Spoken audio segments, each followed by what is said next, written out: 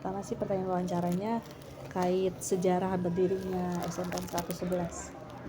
Baik.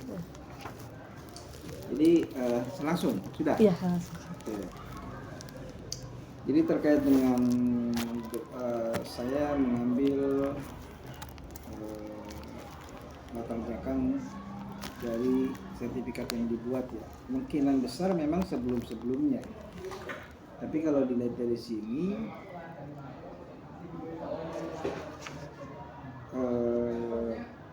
informasi yang saya terima itu 111 itu dulu termasuk dalam sekolah yang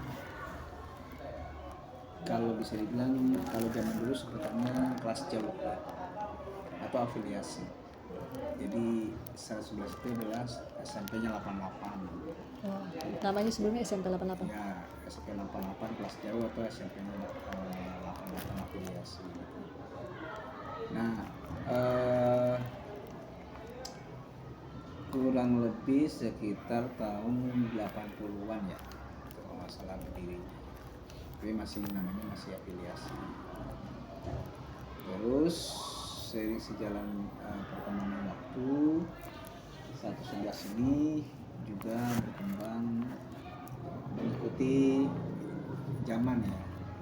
Artinya pendidikan itu terus bergulir sampai titik di mana 111 dinyatakan sebagai sekolah standar nasional. Sekolah standar nasional. Setahu saya itu di tahun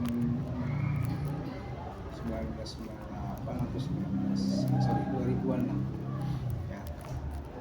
Terus lanjut ada SK sekolah ini ditunjuk sebagai sekolah rintisan bertaraf internasional. Sekolah rintisan. Ya, sekolah RSBI. Pada itu sekitar 2006 atau 2007 gitu ya.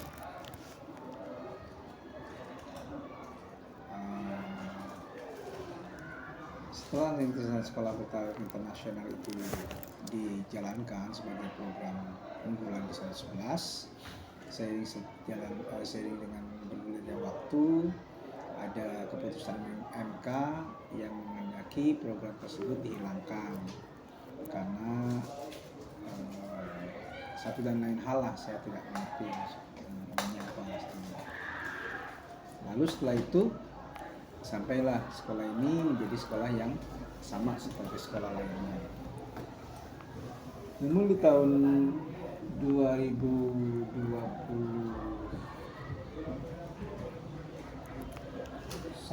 atau 2022 ya tepatnya, itu sekolah ini ditunjuk sebagai sekolah penggerak. 2021. Ya, kurang lebih 2021 sekolah penggerak. Dimana kami termasuk dalam pilot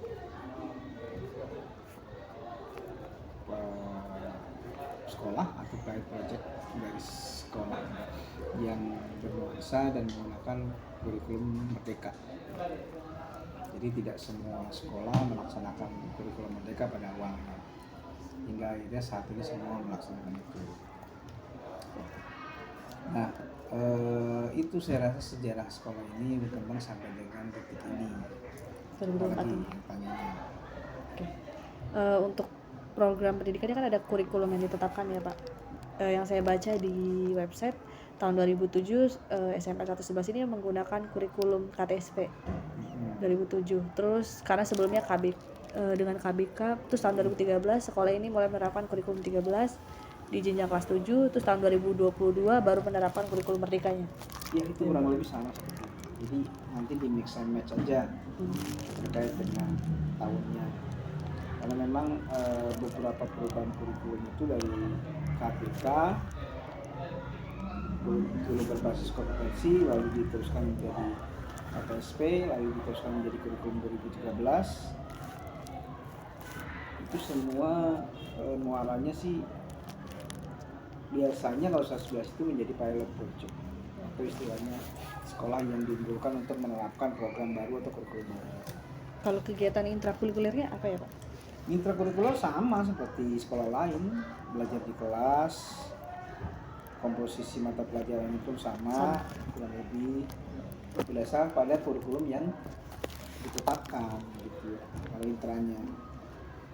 Mungkin kayak muloknya muatan lokalnya, mata pelajarannya ada yang berbeda nggak? Enggak sih, Bahasa kalau daerah, DKI itu sama sih. bahasa daerahnya, Karena kita nggak ada bahasa daerah kalau di Oh. Jakarta itu nggak ada. Jadi muloknya itu kalau di zaman dulu itu ada PLKJ, Iya. PLKJ namanya Pendidikan Lingkungan Iya.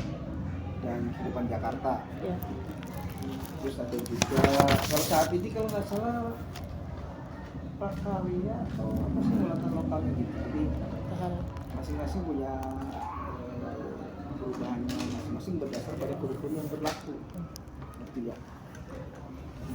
Lalu kegiatan kokulikulernya Pak?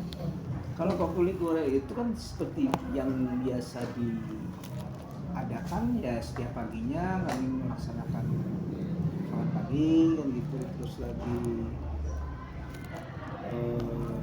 kebaktian kalau yang agama Nasrani ya. Ya. Terus ada juga tadarus, dan di hari Jumat ada yang namanya muhadarah. Ada. Sama sebenarnya kegiatan tadarus, cuman lebih klasikal, lebih menyeluruh.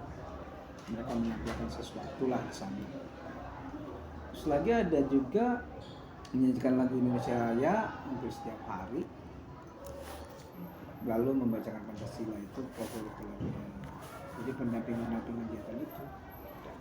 Mungkin pernah diadain studi wisata atau Studi wisata itu biasanya nempel dengan project ya. project mata pelajarannya. Ya, project P5 kayak gitu. Jadi dalam intra jadi nempel ada satu program yang di mana kegiatan itu membuat studi wisata. Yang sudah kami lakukan itu kunjungan ke Museum Tekstil sama kunjungan ke bank sampah yang ada di Jakarta Barat.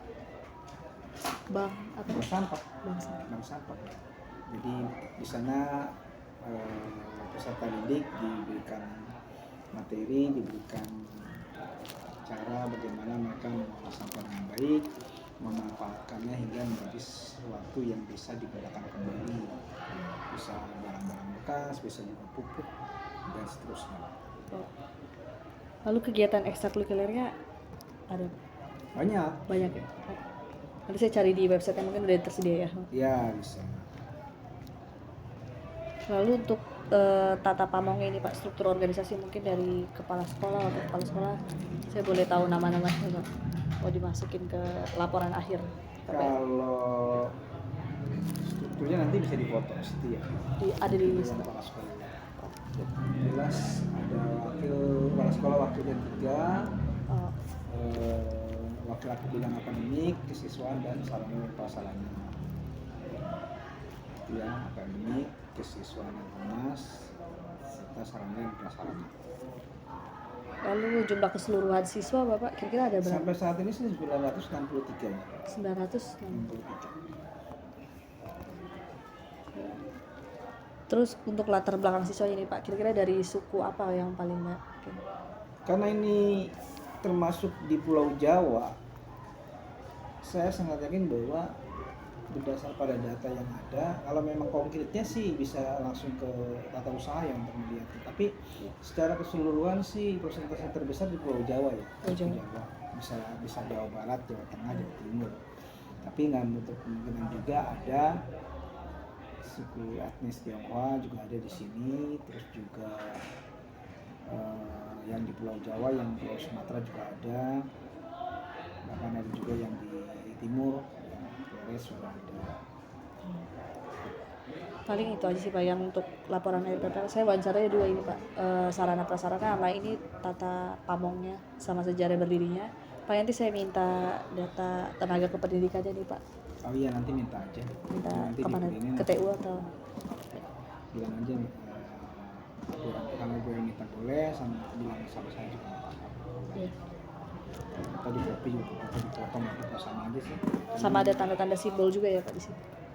Tanda-tanda simbol kayak simbol apa ya? Misalnya contohnya belajar atau apa gitu Pak. Oh iya, ada di pintu, foto aja tuh yang di pintu. Simbol-simbolnya itu ya? Iya, itu simbol semua itu. Belum lagi yang ditempel-tempel kayak di kelas gitu, itu simbol semua. Kalau yang jelas masih tetap tertempel itu yang di pintu tuh.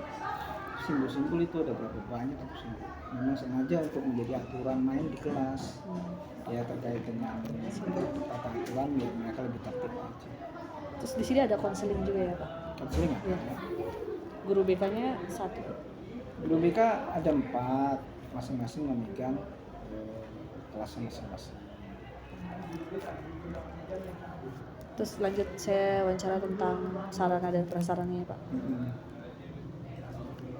Yang pertama pertanyaannya bagaimana proses sarana prasarana di SMPN 111? Proses perencanaannya gimana Pak? Kalau perencanaan biasanya yang pertama pemerintah memberikan dana pendamping pendidikan mulai DOP-nya, BLS-nya, dan di situ tersedia nomenklatur yang mungkin harus direncanakan terlebih dahulu. Nah, dengan rujukan yang sudah ada sebelumnya juga atau mungkin nanti yang mungkin akan dilaksanakan, itu rencana dulu tuh direncanakan. Setelah uangnya sampai baru dilaksanakan. Tuh. Berarti dari pemerintah dulu ya Pak? Pemerintah biasanya menggulirkan sebuah laman perencanaan lah kasarnya. Perencanaan. Terus pihak yang terlibat siapa aja Pak? Semua sih. Jadi semua komponen kayak wakil itu mengusulkan apa yang mau diadakan jika memang itu belum ada atau apa yang mau dirawat. Nah, wakil sendiri itu juga ada masukan dari staffnya. Staff sendiri masukan dari beberapa guru yang mungkin bersinggungan langsung terkait dengan soal kelas.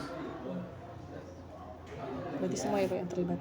Lalu bagaimana sekolah memprioritaskan kebutuhan sarana dan prasarana? Untuk tahu prioritasnya.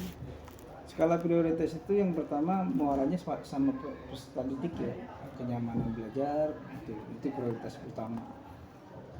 Yang di dalamnya ada kelasnya memiliki LCD, lalu setelah itu naik ke tenaga pendidiknya membawakan apa saja di sana. Jadi skala prioritas itu tetap di konsumennya, si peserta didik itu sendiri, itu yang prioritas. Lalu evaluasi rencananya ini telah dibuat sebelum atau perencanaan berikutnya? Kalau evaluasi pada dasarnya kan menjadi kegiatan di akhir ya, setelah dilaksanakan. Nah, hasil evaluasi tersebut menjadi patokan untuk mengadakan perencanaan di tahun berikutnya. Lalu untuk pertanyaan selanjutnya, pengadaan sarana prasarananya gimana Pak? Misalnya mekanisme pengadaan sarana prasarananya ke pihak terkait seperti Diknas Pendidikan. Oh, kalau itu sebenarnya sudah satu pintu ya. Sama perencanaan ya Pak? Sama laman-laman yang disediakan oleh pemerintah untuk dibuat perencanaannya. Jadi kalaupun memang mau mengajukan pada dasarnya sudah memuat di sana dan ada waktunya gitu. Berarti udah satu ini pengadaannya. Terus bagaimana sekolah memastikan kualitas dan kelayakan sarana prasarana? Memastikan kualitasnya. Yang pertama di perencanaan itu kami atau pihak-pihak yang ditunjuk itu memastikan terlebih dahulu vendor atau pengadaan, penyedia barang kalau memang itu barang, penyedia jasa kalau memang itu jasa. Nah, dari situ mereka biasanya membawa sampel ya untuk kita lihat, atau memang kalaupun tidak begitu biasanya ada rujukan sekolah yang sudah kalau membeli barang itu sehingga kita bisa lihat kualitasnya. Itu yang pertama. Yang kedua, jika memang nanti sudah datang maka ada biasanya ada catatan barang datang. Setelah itu barang tersebut baru dialokasikan ke tempat mana jika itu muaranya pada beberapa barang yang menjadi inventaris kelas kayak gitu, misalnya kursi atau gitu kita cari yang memang membutuhkan kelas-kelas ini. Lalu apakah ada panduan atau SOP khusus yang digunakan dalam pengaturan sarana dan prasarana? Tentu ada sih. Ada SOP-nya. Memang itu kan berdasar pada satu pintunya itu, jadi pengadaannya semua berdasar pada itu. Laman perencanaannya. Yang terakhir nih Pak, bagaimana proses evaluasi terhadap sarana dan prasarana? Oh tadi udah dijelaskan. Mungkin Apakah pihak sekolah melibatkan masukan dari guru, siswa, atau orang tua dalam proses evaluasinya, Pak? Yang pasti ada kegiatan evaluasi di rapat kerja tahun. Di rapat kerja Biasanya di situ banyak tuh masukan dari orang tua. dari pihak orang tua, dari pihak anak, dari pihak guru di situ. Jadi di rapat kerjanya kami menyediakan waktu dan memberikan waktu kepada mereka untuk memberikan masukan. Apakah sarana prasarana masih dirasa kurang untuk dimaksimalkan atau memang sudah cukup tinggal ditambah secara kuantitas. Lalu yang terakhir nih, Pak, bagaimana misalnya sekolah menangani sarana dan prasarana yang sudah tidak layak atau rusak? Yang pertama, apakah ada kemungkinan untuk direkondisi? Direkondisi. Ya, jika memang ada kemungkinan direkondisi, kami akan menggunakan cara itu dengan cara ya otomatis ada dari sisi perawatan lah. Jadi kan ada biaya perawatan di sana. Yang kedua, jika memang itu sudah rusak dan tidak bisa digunakan lagi, ya ada pengadaan beli baru. Baik, itu aja sih Pak pertanyaannya. Terima kasih banyak ya Pak waktunya. Iya.